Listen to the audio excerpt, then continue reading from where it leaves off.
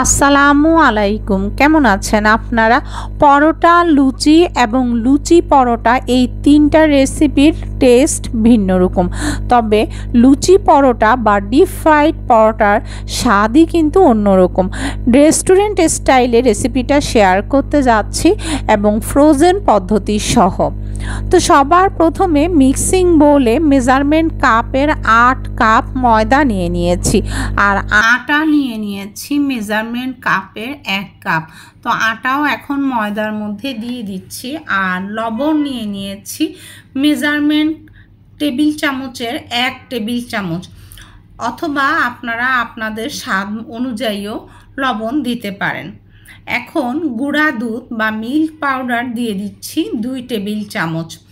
Mix করে নিচ্ছি। গুঁড়া দুধটা কিছুতেই বাদ দিবেন না। প্রতিটা উপকরণ যদি পারফেক্টলি ইউজ করেন তাহলেই রেস্টুরেন্টে স্বাদ পাবেন। তো মিক্স করা হয়ে গেলে কুকিং অয়েল দিয়ে দিচ্ছি 1 চা চামচ করে প্রতি কাপ ময়দার জন্য, টোটাল 8 চা চামচ। তো এই 8 চা চামচ তেল আমি হাত দিয়ে ঘষে ঘষে ময়দার সাথে লাগিয়ে নিচ্ছি। বেশি তেল দিলেও কিন্তু বেশি খাস্তা হয়ে যাবে আর পারফেক্ট টেস্টটা পাবেন না। হাতে সহ্য হয় এরকম হালকা গরম পানি এখন অল্প অল্প করে মিক্স করে নিচ্ছি। একসাথে বেশি করে পানি দিলে অনেক সময় নরম হয়ে যায়, এজন্য এরকম অল্প অল্প করে মিক্স করে নেওয়াই ভালো। এখন অনবরত 4-5 মিনিট মথে নিচ্ছি। এই মথাটা কিন্তু অত্যন্ত জরুরি, তা না হলে পারফেক্ট টেস্ট কখনোই আসবে না। দেখুন আমি কিভাবে মথে নিচ্ছি, কিছুটা দেখাচ্ছি। সেই ফাঁকে বলি, সবাই ইউটিউবে চ্যানেলটাকে সাবস্ক্রাইব করে পাশে থাকবেন, পাশের বেল আইকনটা প্রেস করবেন যাতে করে নো ফেল ক্লিয়ার ডিটেইলস করার রেসিপির ভিডিও নোটিফিকেশন আপনাদের কাছে পৌঁছে যায়। আর যারা ফেসবুকে ওয়াচ করছেন তারা ফলো দিবেন, ফলো দিলেই পৌঁছে যাবে নোটিফিকেশন। খামিরে পানি কতটা ব্যবহার করেছি সেটা আপনারা দেখেই বুঝতে পাচ্ছেন। বেশি টাইটও হবে না, আবার বেশি নরমও হবে না, এটা পরোটার খামিরের মতোই হবে। তো মধ্যে মধ্যে দেখুন লুকিংটা চেঞ্জ হয়ে গিয়েছে। তো 4-5 মিনিট মথার পর কীরকম হয়েছে আমি একটু আপনাদেরকে দেখাচ্ছি। দেখুন অনেকটা সফট হয়ে গিয়েছে আর এরকম ইলাস্টিক টাইপের হয়ে গিয়েছে। এখন 1 টেবিল চামচ কুকিং অয়েল নিয়েছি, এর মধ্য থেকে অর্ধেকটা মানে হাফ টেবিল চামচ আমি উপরে প্রলেপের মতো লাগিয়ে দিচ্ছি আর নিচের দিকটাতে বাকি হাফ টেবিল চামচ একইভাবে লাগিয়ে দিব। এভাবে করে যদি আপনারা রেস্টে রাখেন তাহলে কিন্তু পারফেক্ট যেই খামিরটা তৈরি হওয়ার লুচি পরোটার জন্য সেটা তৈরি হয়ে যাবে। আমি 30 মিনিট এভাবে রেস্টে রেখে দিয়েছি। 30 মিনিট পর আমি আপনাদেরকে দেখাচ্ছি। দেখুন এখন খুব সহজেই কিন্তু যেই শেপ দেওয়ার খুব সহজেই আমরা দিতে পারবো আর খামির পুরোপুরি রেডি। দেখুন সফটও হয়ে গিয়েছে। তেল নিয়ে নিয়েছি।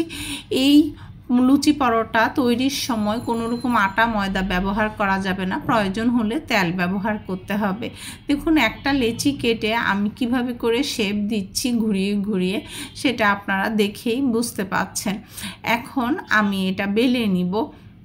আবার মথামথি করে যে ফরমেটেশনটা হয়েছে, যে খামিরটা যেরকম সেট হয়েছে সেটা নষ্ট করার দরকার নেই। আমার মতোই এভাবে শেপ দিয়ে নেবেন হাত দিয়ে ঘুরিয়ে ঘুরিয়ে। আর দেখুন বেলার সময় যখনই প্রয়োজন মনে হবে তখন সামান্য সামান্য তেল ব্যবহার করবেন। তো প্রথমে আমি একটু বড় করে এই রুটিটা তৈরি করে নিচ্ছি। কোথাও মোটা কোথাও পাতলা না করে সমান করে বেলে নিতে হবে। এখন আমি তেলের প্রলেপ দিয়ে দিচ্ছি। পুরো রুটিটাতেই একদম তেলের প্রলেপ ভালো করে লাগিয়ে নিতে হবে। এর উপরে ময়দা, সামান্য ময়দা আমি সুন্দর করে সেট করে নিলাম। এখন এক সাইড থেকে আমি এভাবে করে রোল করে এনেছি। এরপর কিভাবে পেঁচিয়ে নিচ্ছি দেখুন। মাঝের অংশটাতে অবশ্যই হাত দিয়ে চেপে রাখতে হবে, তাহলে ব্যালেন্স ঠিক থাকবে। তো টাইট করে তারপর এভাবে উল্টে মুড়িয়ে দিলেই হয়ে গেল। এখন হাত দিয়ে একটু আলতো হাতে চেপে সেট করে অবশ্যই তেল ব্রাশ করে রাখবেন, তাহলে ড্রাই হবে না, পারফেক্ট টেস্টের হবে। তবে কোনটা প্রথমে রোল তৈরি করলেন সেটা কিন্তু খেয়াল রাখবেন। পরবর্তীতে লুচি পরোটা তৈরির সময় প্রথমে তৈরি রোলগুলোই আগে বেলতে হবে। দেখুন আমি প্রথমে তৈরি করা রোল থেকেই আবার বেলা শুরু করছি। সবগুলো আমার তৈরি হয়ে গিয়েছে। তো এখন এই যে বেলা শুরু, সবগুলো রোলের উপরেই অয়েল ব্রাশ করা ছিল, আর কোনো কিছুরই প্রয়োজন নেই বেলার সময়। তারপরও যদি আপনাদের বেলার সময় প্রয়োজন মনে করেন সেক্ষেত্রে শুধু তেলই ব্যবহার করবেন। দেখুন এটা অনেকটা রুটির মতো করে বেলেছি, অতিরিক্ত পাতলা করা যাবে না, আবার অনেক বেশি মোটাও করা যাবে না। এখন আমি এভাবেই কেটে দেখাচ্ছি। তবে আরও একটা পদ্ধতি আছে, সেটাও আমি আপনাদেরকে কাটিংটা পরে দেখাবো। সেটা আপনারা ফ্রোজেন করার জন্য ছেঁকে নিয়ে সেভাবেও কাটতে পারেন। তো আমি এভাবেও কেটে দেখাচ্ছি, এভাবেও তাজা তাজা কেটে আপনারা ফ্রাই করতে পারেন, কিংবা ছেঁকে নিয়ে তারপরও কেটে নিতে পারেন। তো তেল কিন্তু খুব ভালো করে আগে গরম করে নিতে হবে। লুচি কিংবা লুচি পরোটার ক্ষেত্রে তেল অনেক বেশি ভালো করে গরম করে নিতে হয়। গরম তেলে মিডিয়াম বা হাই আঁচে আপনাদেরকে ফ্রাই করতে হবে।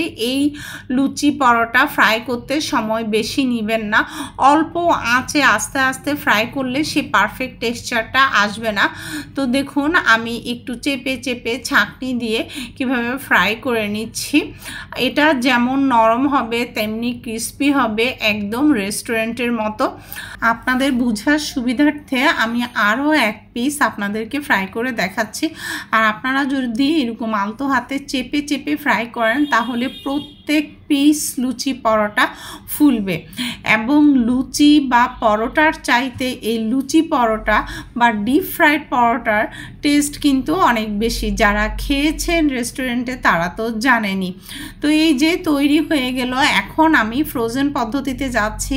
আর আগেও ছিঁড়ে দেখিয়েছি, পরেও আবার শেষের দিকে ছিঁড়ে দেখাবো। তাওয়া বেশি গরম করিনি, মোটামুটি গরম তাওয়ায়, মানে হালকা গরম তাওয়ায় আমি অল্প আঁচে দুই পাশ ছেঁকে নিচ্ছি। দেখুন কীরকম ছেঁকা হবে, এরকম হবে, হালকা ছেঁকা হবে। তো এই যে এইভাবে করে সবগুলো আগে ছেঁকে নিচ্ছি, এরপর কেটে রাখছি। দেখুন আমি কিভাবে কাটছি, এটা আসলে ভাঁজ করে করে জাস্ট কেটে নিলেই হলো। তো আপনারা চাইলে এই পর্যন্ত এই বড় পিসও রাখতে পারেন, তবে আমি এরকম করে কেটে নিচ্ছি। রেস্টুরেন্টে কিন্তু এরকম করেই কেটে নেয়।